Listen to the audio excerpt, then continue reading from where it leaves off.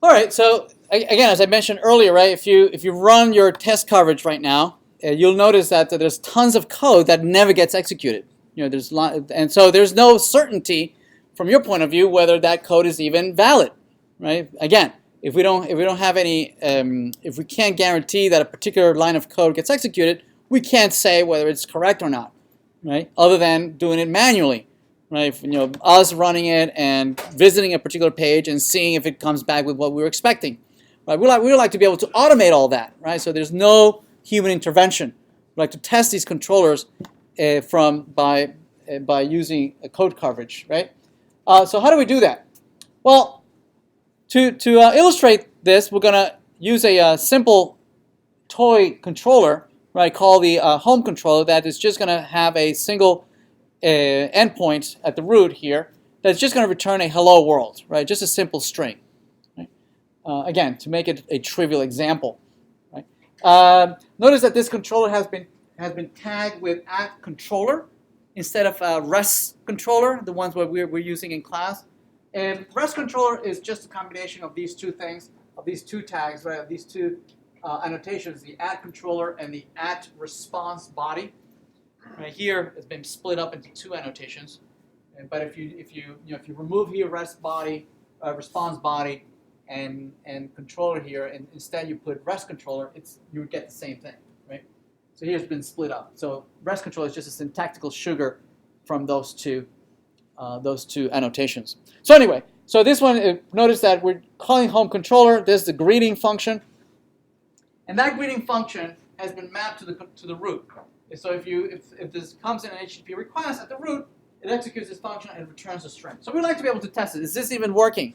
Is it actually returning a hello world? So to do that, we'll create a test. Here's a unit test.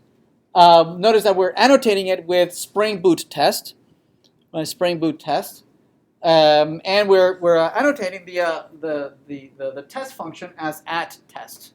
Right? So this will execute if you do a Maven test, or if you run the unit test from your IDE.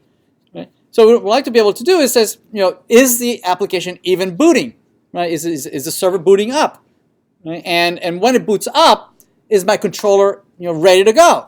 Right? Can I start hitting it with a? I like to test that. I like to verify that. So to verify that, we can auto wire the home controller. Just like we auto wired the repositories, right? That can be injected into a controller. The controller itself can be injected into a test like this, right? And so one of the things that we like to verify is the controller actually being injected. Is my injection mechanism even working? And so we can test and see whether it's not null. We can assert that the controller is not null. So this would fail, right, if the controller would not be injected. So this is a nice quick test to see is our server even booting up and registering our controllers. Okay.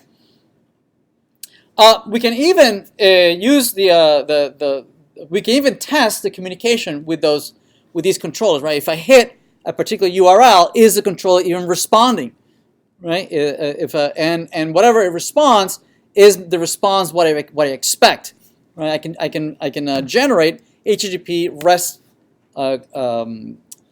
requests, right? So here it is.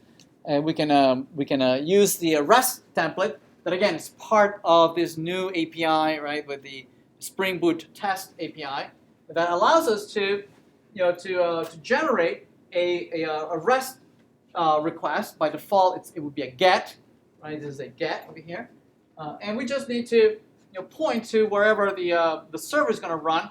Now the server, we don't want to, if you already have servers already running, we don't want to use those ports that might be already in use. So here we can configure to create for us a web environment and choose a random port, right? So it doesn't collide with a port that might be already taken. Right? So this allows us to start up the server, start up the controller, and then send a GET to that controller.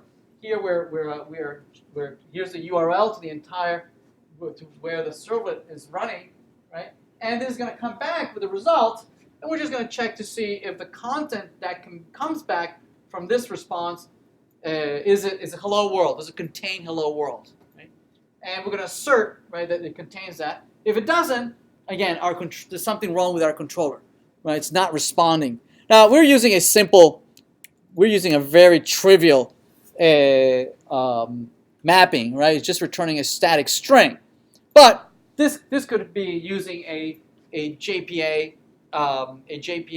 repository, that goes out to a database and fetches and retrieves and does things, right? And it could come back instead with a complex response instead of just a string. Right? So we'll see how to deal with complex responses, but just to point out that this controller could be exercising its entire logic of using additional resources that this particular controller depends on. Okay.